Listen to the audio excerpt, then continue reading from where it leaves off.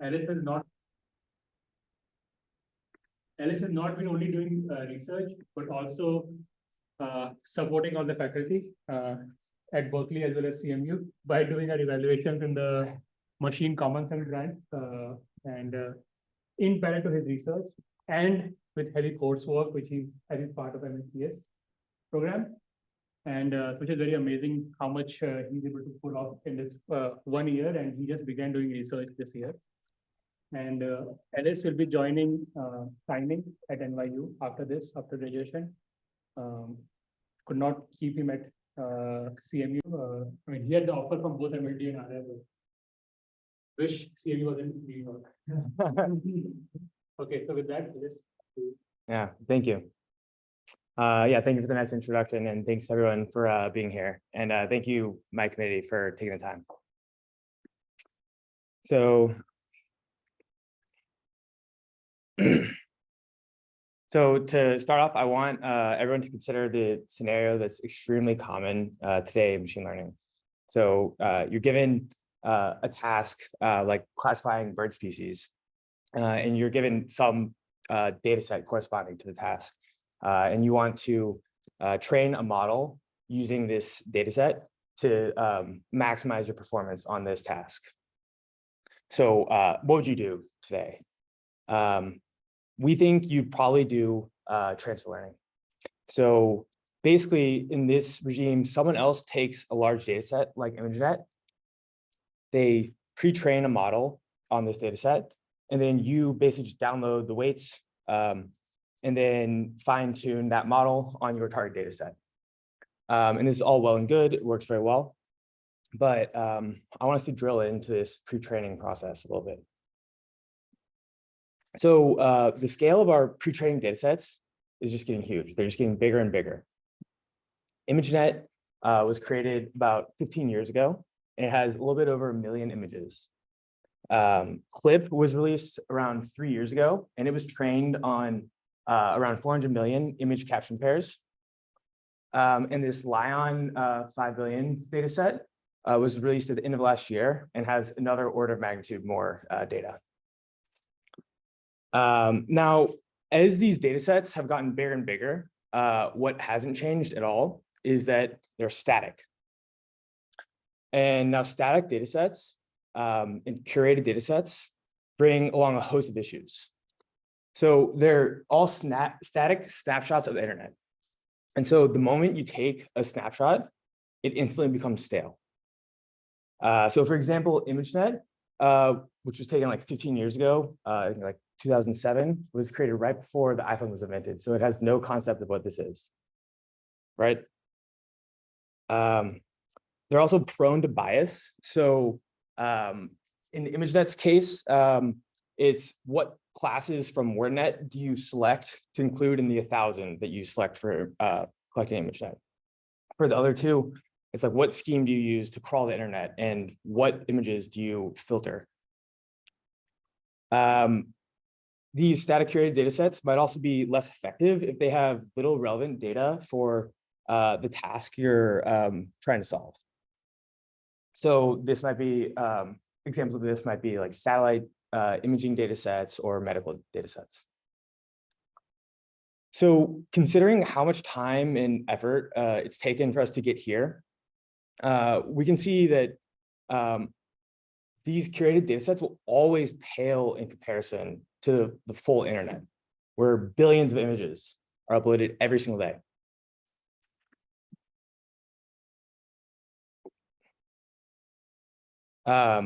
They'll always be minuscule and out of date in comparison.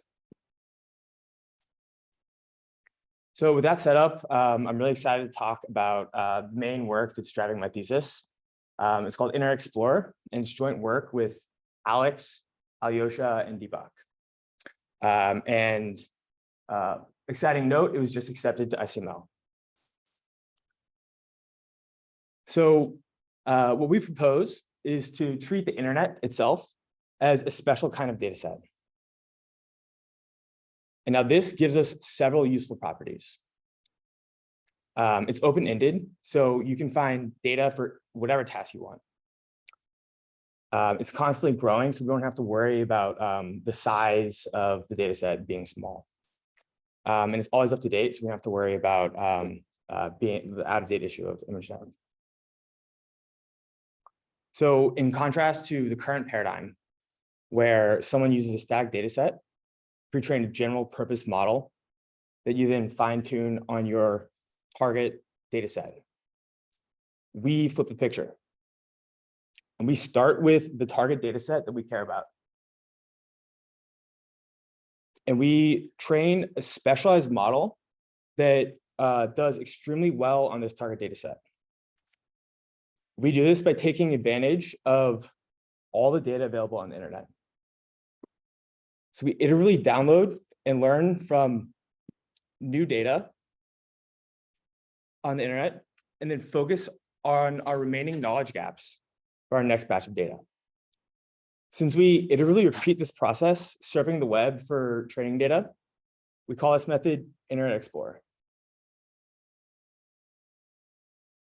So what does the full breadth of the internet actually give us?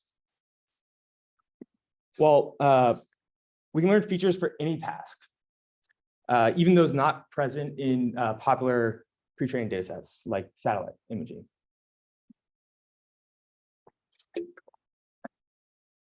Since anything that can be searched is within the scope, we can also acquire data necessary to cover long-tail corner cases that we might encounter at test time. And maybe most importantly, it fixes this out-of-date training data issue. So our models are always in the loop with what's happening in the real world. But trying to take advantage of the full breadth of the internet also brings along its own issues that are also very big, such as what to search for and how to search for it, what data is good, and of the data we've downloaded, and how do we integrate it into our model, and how do we train on it. So to help tackle these issues, we draw an analogy to reinforcement learning. So where in robotics, an agent interacts with an environment, choosing actions and getting back observations and rewards. And its goal is to iteratively explore this environment to find the best plan of action that maximizes its return. In our case, we formulate a disembodied agent whose environment is the internet, whose actions are search engine queries, whose observations are data returned from the internet searches, and whose reward is something I'll talk about in a bit, which tries to maximize the relevance of the downloaded training data. So this brings us to our method, which has 4 main steps. In the first, we sample queries. So we draw on a vocab of around 150,000 concepts from WordNet. And we learn a distribution over these concepts. I'll talk about this in a bit. This distribution assigns high probability to concepts that we think are relevant to our target task, and assigns low probability to tasks that we think are irrelevant. We sample a concept like duck, and then we can optionally add a descriptor like baby using a transformer or large language model like GPT. In the second step, we use a batch of queries sampled in this manner to search some online text-to-image search engine to return and download hundreds of images per query. And then we perform self-supervised training on these downloaded images and the target data set. And we use Moco here, but we can use any self-supervised training method. And then finally, we update our concept distribution. So for each image we download, we calculate this image relevance reward with respect to the target task. And we use these rewards to do the update of the probability distribution. So for example, here, ducks are going to be relevant to birds. So these will get upweighted, and BMWs and cars are going to be irrelevant. So those are going to get downweighted.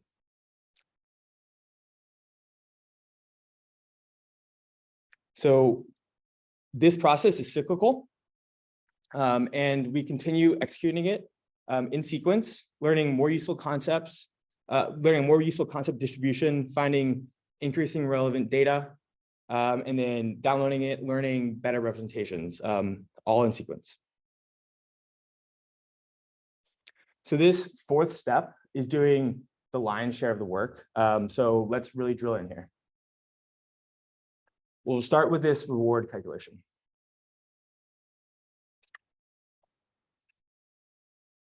So this image level reward helps us figure out which of the images that we've downloaded is relevant. So given some downloaded images like Steve Buns, we pass it through our encoder at the current state in the cycle, and we map it to its representation. We do the same for all of the target dataset images. And then our reward is the average cosine similarity of the k nearest neighbors in the target dataset images. And this k is just some hyperparameter that we can choose. Now, this is effective because some bad image, like the zebra, that may be close to one target dataset image won't be close to most of the target dataset images. So by averaging over some k nearest neighbors, this thing won't throw off our metric. Yeah. So it sounds like in this stage, you're not using any of the labels. We're not. Even though you have labels for everything. Yep. Okay. I guess I'll ask later on. I'll ask why. But okay. Yeah. The general motivation is that we want this to be as general as possible, and work for even data sets that don't have labels. So if you could go out on the street and take your own data set without labeling it and hand it to us, this could work. But yes, I think there are ways that we can use the label information from the target data set to be better. Yeah. And you also have, even if you don't have labels for target data set, you have labels for the other stuff because you've downloaded using the contextual query. Yeah. But you're kind of ignoring that. Yeah. Yeah.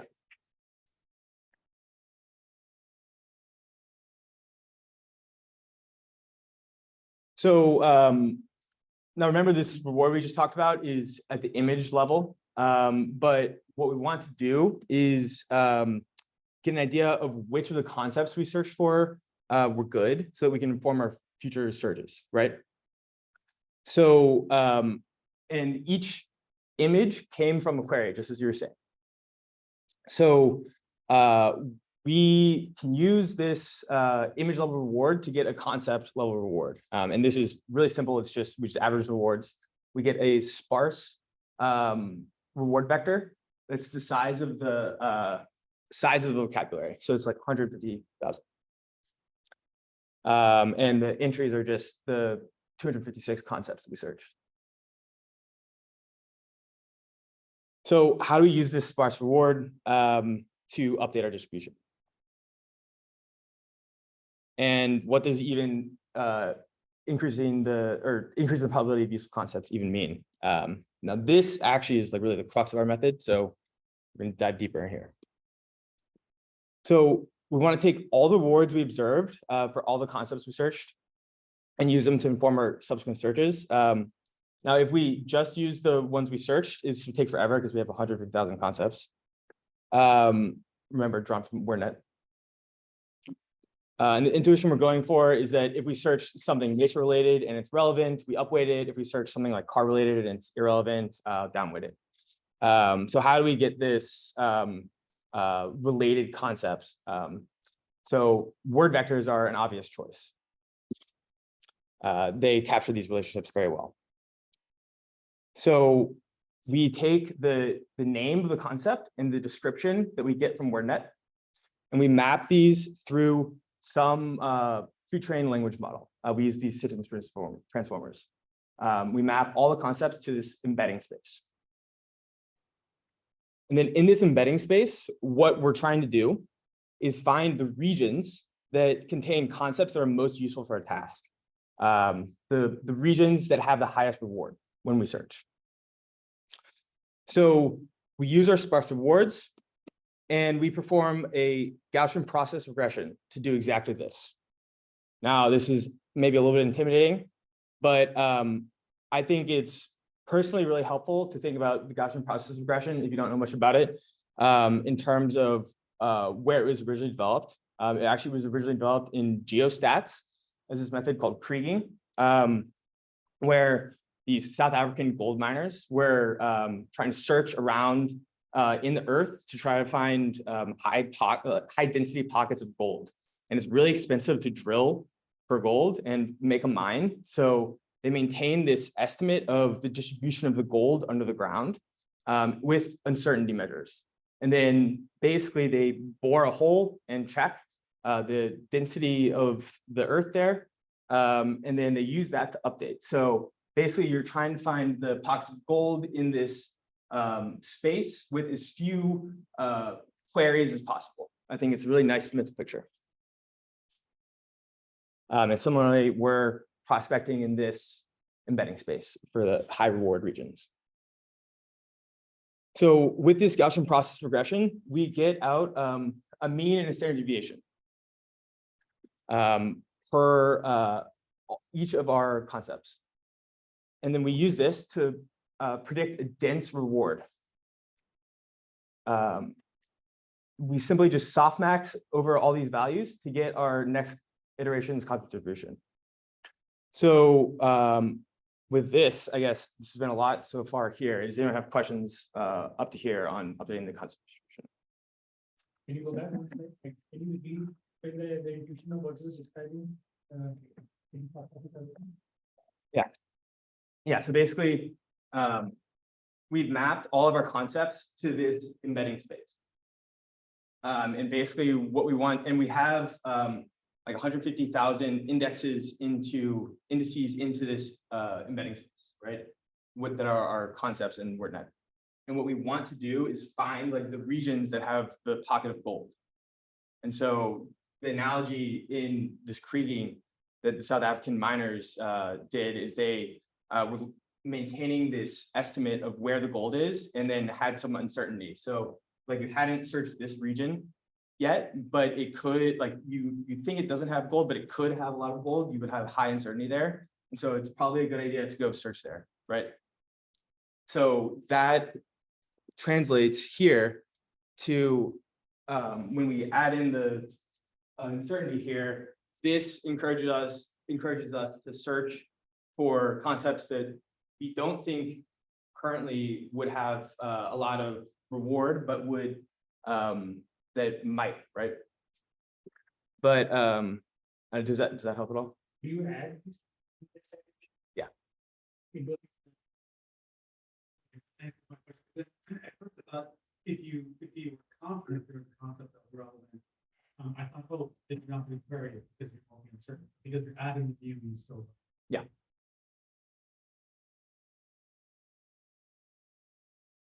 So there's one more critical step here before we're finished.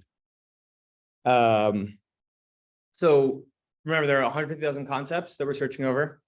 And what happened in practice is that we got to this stage and we're seeing that we were getting really relevant concepts ranked up at the top, but we're still rarely sampling these. And now this is obvious, I think, in retrospect, but the technique we came up to solve this, we call tiering, and I'll explain it here. So here on the x-axis, we have the sorted concept index ranked by this predicted dense reward. So the most relevant concept in our estimation is on the left, the least relevant is on the right. This is on log scale. On the top, we have the probability mass, and the bottom, we have the cumulative probability. In the blue is this just softmax. That's what where we were up until now. and then orange is our tier, right? So one thing to note is this best point on the left side, if you look at the blue where it intercepts, the probability that we search this best concept is about 1 in 100,000. So this illustrates the point, right?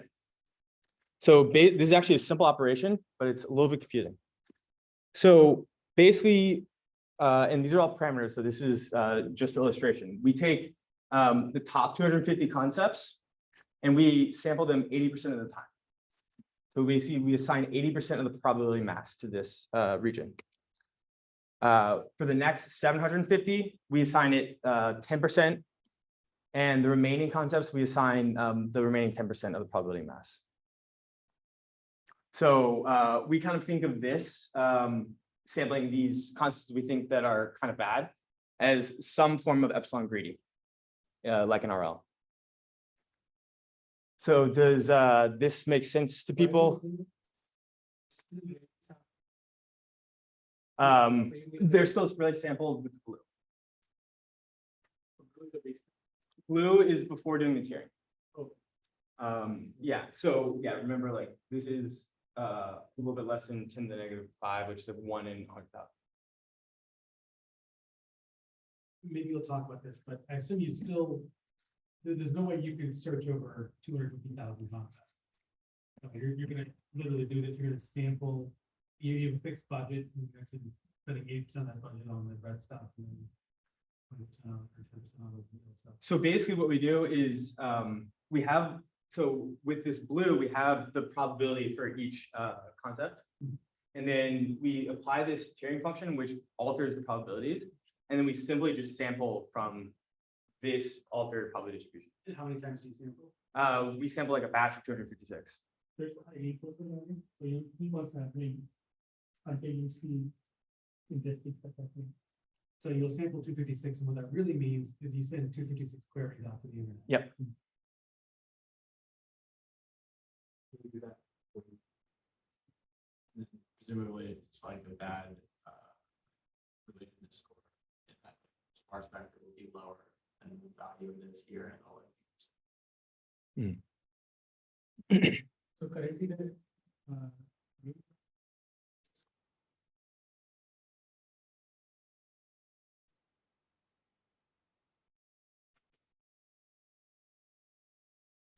This?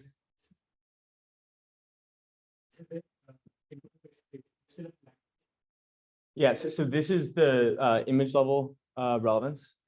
And so basically this is making sure that each image that we download is relevant to our target data set. Right. And we average that. Actually, right here, I have the next slide was going to be this summary. So I'll just do this and then. but you also language-based code. Here, let me show you this and then see if you have questions still. So we calculate the image-based score for each image the image relevance score for each image we download. Each one was downloaded from some search query. We average that into this sparse reward vector. Then we use the concept text embeddings that are use the name and description from WordNet. And we use this sparse reward vector to fit a Gaussian process regression. This outputs that mean and standard deviation, which we add together to get this uncertainty aware, dense reward prediction for all the concepts. Then we softmax these rewards and tier them to get the final distribution. So in this part, when you are doing Gaussian process regression, this is all concatenation, you concat them, or These are like basically the labels for this. how do you do the concept text level? So this is like this so this is like a univariate Gaussian process like representation just from a Google search. But think of this more like the 3D geostats version. But this is like, you know, the 400 dimensional Sidney transformer space. But just think of it in 3D. We're like searching for the regions in this text embedding space that have high reward.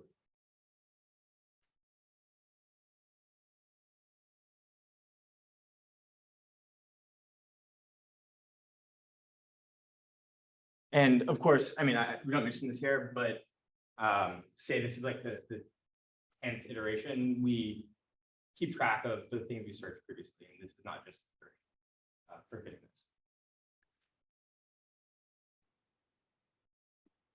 All right, any more questions on this?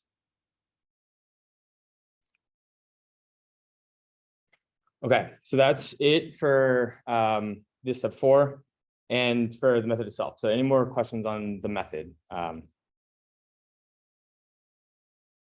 guess I did bring.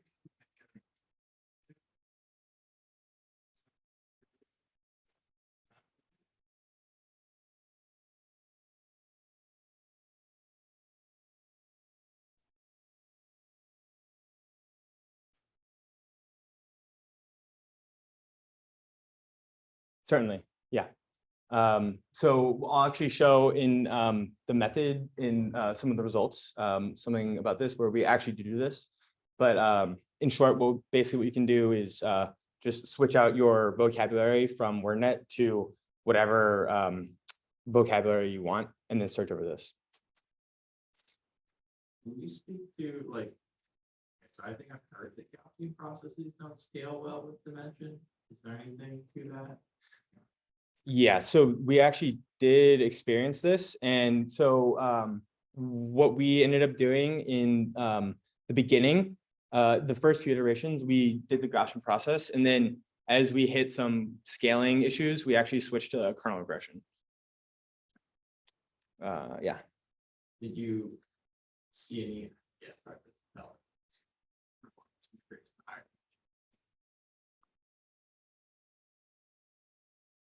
I do need to consider the quality of the image. I mean, some are not so clear, some Yeah. are clear, and some are gray. RGB. As all your images stored here, RGB images. Uh-huh. If you consider the other images. Yeah, so we do a little bit of very minimal filtering. We do filter out some images that are like too small or like low quality, but we don't. It's very very sparse filtering that we perform. What we do though is we didn't really touch on this. When we download the images, we can before training on them for this step, we can basically do one forward pass through our encoder. Calculate this image relevance reward. Basically, let me go to this. So like say we have this batch of images for Panini. We would like rank them, or like for the entire batch of images we downloaded, we would calculate this reward, rank them, and then we could take the top like 80% of the images that are most relevant and just train on those, for example. And that's another parameter we can use. But so that basically ensures that we're not training on some junk. Like we search for like Abraham Lincoln, we're training on birds. All right, let's get to some results or one more thing and then we'll get to results. So what's changing over, what all is changing over time? First, of course, so we just updated our concept distribution. So what we're searching for and the images we download will change every iteration. And then by training on these new images, this changes the representation space in which we compare images. So this is a bit nuanced. So as our representations change over the course of training, our image relevance reward also changes. Since it's computed in that same representation space. The non-stationary. Yeah. The more you search, the better. Yep. So to make things a little bit more clear, in the very first iteration, start with a relatively poor model that embeds images more or less randomly in this representation space. And this means that our image reward isn't amazing at distinguishing good images from bad.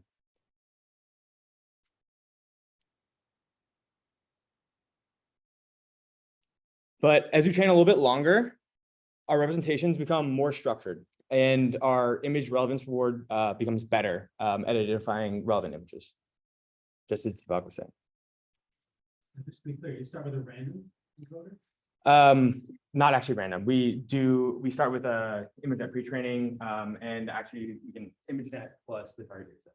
Actually, it's not random. There is starting from different point. So now actually to results. So Internet Explorer finds relevant data using purely self-supervised exploration. So let's say it's given just the training set for BirdSnap, which has 500 species of North American birds. So in the very first iteration, it is exploring purely randomly. It knows nothing about the labels or the images. And so we see it searches for a wide variety of images. Luckily, there are a few, I don't know if you can see this really, but a few nature-related images.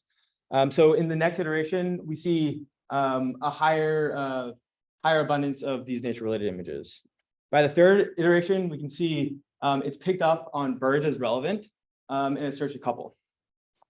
By the 6th, 10th, and 15th images, we can see Internet Explorer increasingly narrowing in on birds as relevant and searching them more and more. So the actual research. I'll talk about this in a little bit, but yes, it's Google. So for some quantitative results, we compare the linear probe representation quality of a variety of models on BirdSnap, Oxford Flowers, Food 101, Oxford Pets, and VOC. So we see that basically just a MoCo model pre-trained on ImageNet and target data set does just okay. If we just now we can use this pre-trained model as a checkpoint and turn to the internet to further train it. So the method we use to search matters a lot. So if we just randomly search from this vocab, it does pretty poorly. It doesn't really change anything. Maybe it does a little bit worse. If we search just the labels, we ignore our vocab and just use the labels from our target data set, it does better, but not by too much. If we do Internet Explorer, purely self-supervised without using any labels, we can see much more dramatic improvement. And then there's another method, which I'll tell you about, where we actually seed the very first search, so it's not random, by searching for things that are related to the target labels. And this does even better. So notably, in only 40 hours, we can increase by up to like 23 percentage points in linear probe accuracy. And this is on 1 GPU. And then also notably, we're able to be competitive or even outperform CLIP, which was trained in like a couple orders of magnitude more time and with like 3 orders of magnitude more data. So one question a lot of people wonder is, oh yeah. Yes, I'm super fascinated by the CLIP results. Should I think about that as CLIP zero shot? No, they're all Linear probe. Same. And in the first review, you're asking about the random visualization rates. Birds, flowers, food, pets, you start with the nickname, but Pathak actually start from scratch, right? Yeah.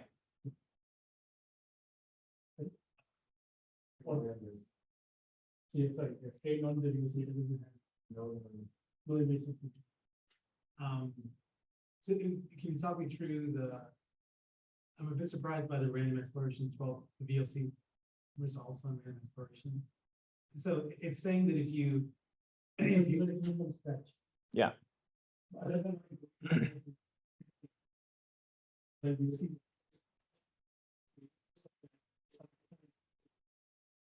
the fact that is much better than searching labels. So VOC has 20 labels.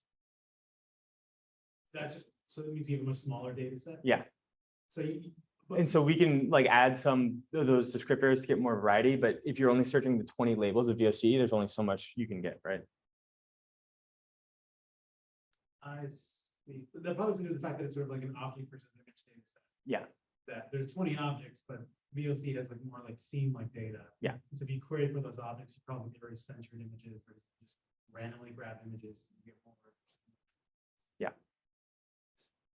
Also, the other aspect I think would be that this is because for data is still there. Then the Google, the quality of data from Google starts becoming absurd after 100 years.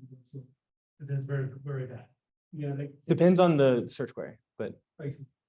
So, but here, if you're only searching for 20 things, and you're querying 2.2 million, you're getting like 10,000 something result from that. From single query. And Google query will not remain good for 10,000. It starts showing bad things after yeah, at some point. 500 or so at least. In the very best case. So is that you like in the search and result case, you are searching 2 million by 20? How much? 100,000 images per query?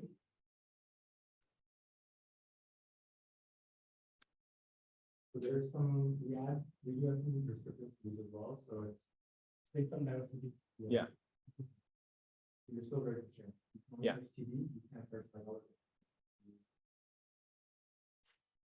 So yeah, I think, as you said, like the other thing that's giving this a lot of boost relative to the other ones is that it doesn't have this image depth. So yeah, so maybe it's because I'm not used to these self-supervised. I find that number really, really surprising. So I would have thought that if you just train even from scratch on VOC 2007, that you get a decent number. And it's kind of surprising to me by just adding random images and doing self-supervised training on that you get that big of a bump.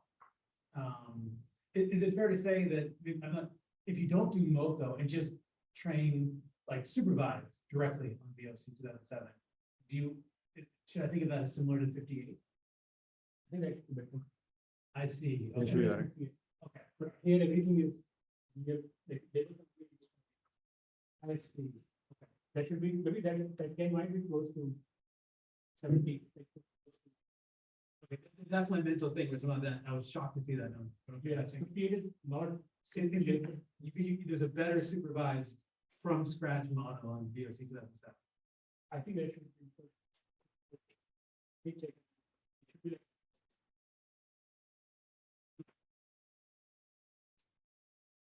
And you're evaluating here, well, all these other data sets are image classification data sets. VOC 2007, do you treat as image classification or detection? No, we do touch.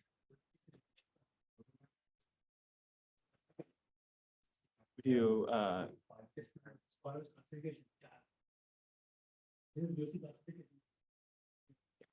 That's classification. Okay. So this is classification. Got it. What is the number? 65. Supervised. Yeah.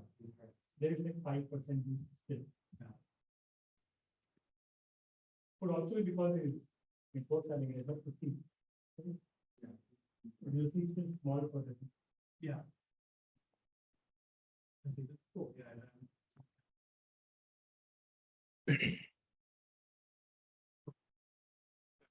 Yeah, it's just so once you sample the text headings promising, how to get the search query? Sorry, ask again. So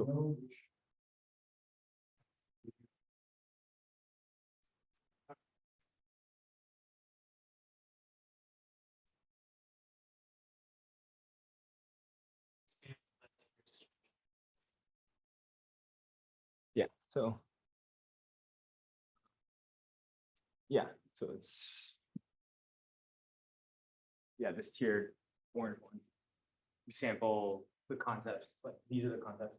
We sample it from here independently. But the query is Yeah, so it's kind of grayed out here, but we take the concept and we can optionally, this is super simple, but we can optionally add a speed it up. Okay. Let's do this very quickly. So this is a question that we get asked a lot. So are we finding the test images online? So to test this question, we used image hashing, and we compare the test set of each of the target data sets to the downloaded images. And so actually, funnily enough, for most of these data sets we used, they actually had test set leakage in their training set. So you can see like food has up to 13% leakage in its own test set. 0.13, sorry. 0.13. So we can see our method without and with label sets does find a little bit of the test set, but it's not, it really pales in comparison to the number of images we download. And I think it's a really simple fix, which is just not included in the numbers in this slide to just filter out all these examples. I was where this is a badge of honor. I think it's working fine. Yeah. That's the most relevant image you could possibly find. But the first row is significant when the test set already has 87. Yeah, that's also. The same. We found in V2. So even though it's finding a few test images, it is what it's finding more of is very, very relevant images that are very like the test set. So here we're visualizing some randomly selected test images on the left. And then for each of the test images, the top 10 nearest neighbors in the downloaded images from like our best model with the label set guided. So this should be like the most relevant data we can find. And we can see that we don't like the closest nearest neighbor is never actually the same in any of these randomly selected ones. But we're getting a lot of really good views of the same concept. We see it across these data sets. Yeah. Good look.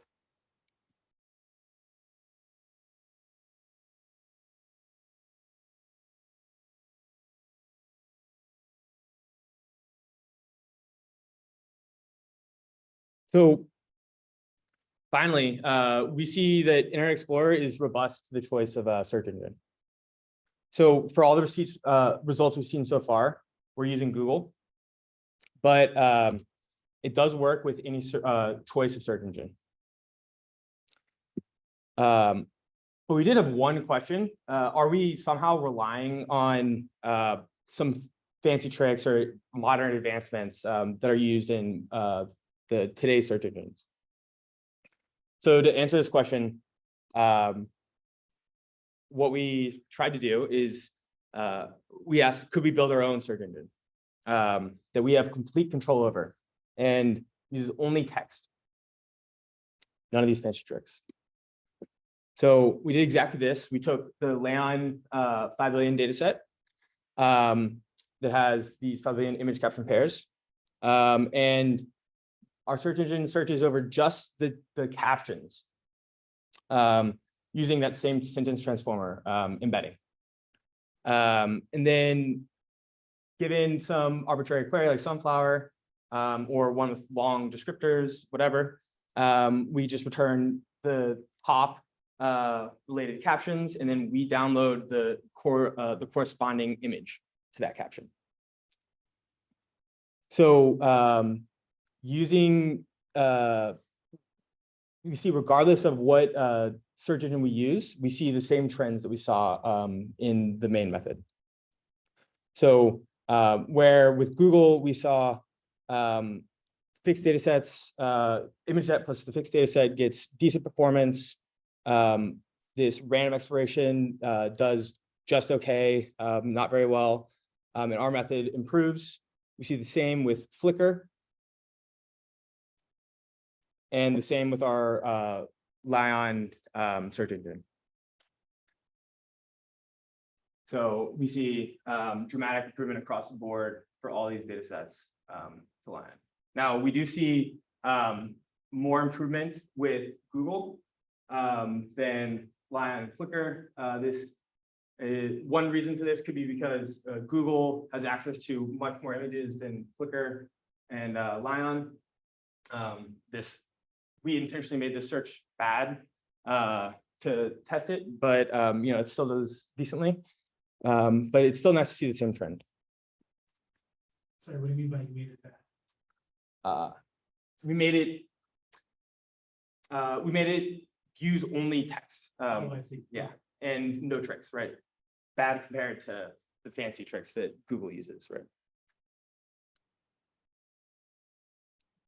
So what's next for this project? We're looking to scale it to larger, more diverse data sets like ImageNet. We're interested in, the VOC is different than all of the more fine-grained data sets we tested it on. So getting it, scaling from VOC to something like ImageNet, I think would be a big step for us. Applying it to more challenging tasks, I think videos would be amazing, and scaling to robotics would be awesome. And then I think it'd be really impactful to fine-tune clip, because when we're searching, we're using a query, and we also have access to the caption from the image that we download. So we can use both of those to potentially fine-tune clip really well. And then I'd like to conclude on a high-level note. So with this project, we hope to draw parallels to what deep learning was able to accomplish. So just as it automated feature extraction and helped us move away from handcrafted, practitioner-curated features towards letting the model automatically learn what features are relevant to our task, we hope that Internet Explorer can help lead to automating dataset curation. So moving away from handcrafted data sets towards learning what data are relevant to our desired task and downloading just the data that we need to solve this task. So thanks for listening, and here's a website if you haven't seen it. Check it out for more info. Any more questions?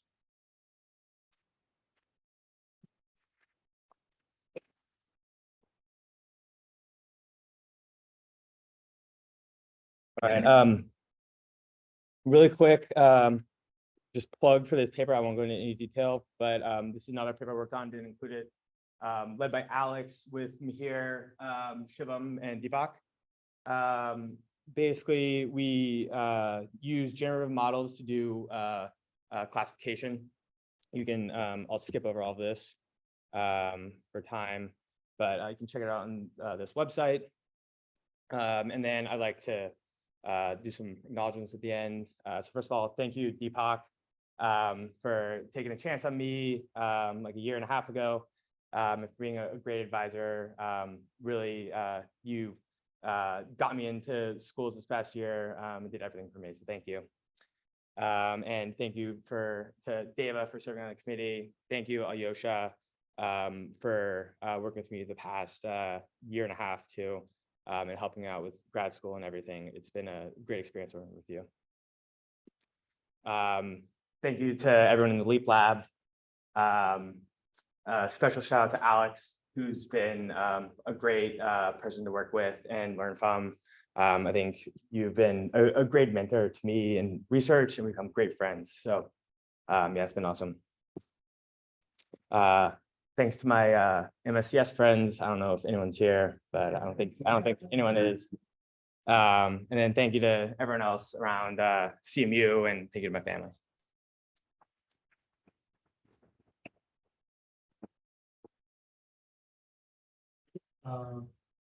If there are no questions, we can end the meeting here and leave it for the committee.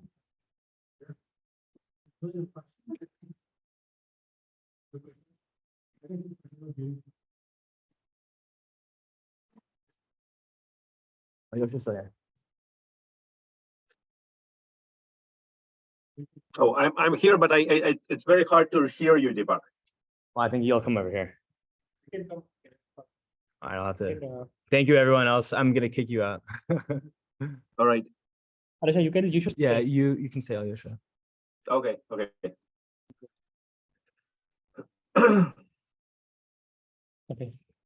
Stop the recording. Where is the recording? You know, stop. Are you recording?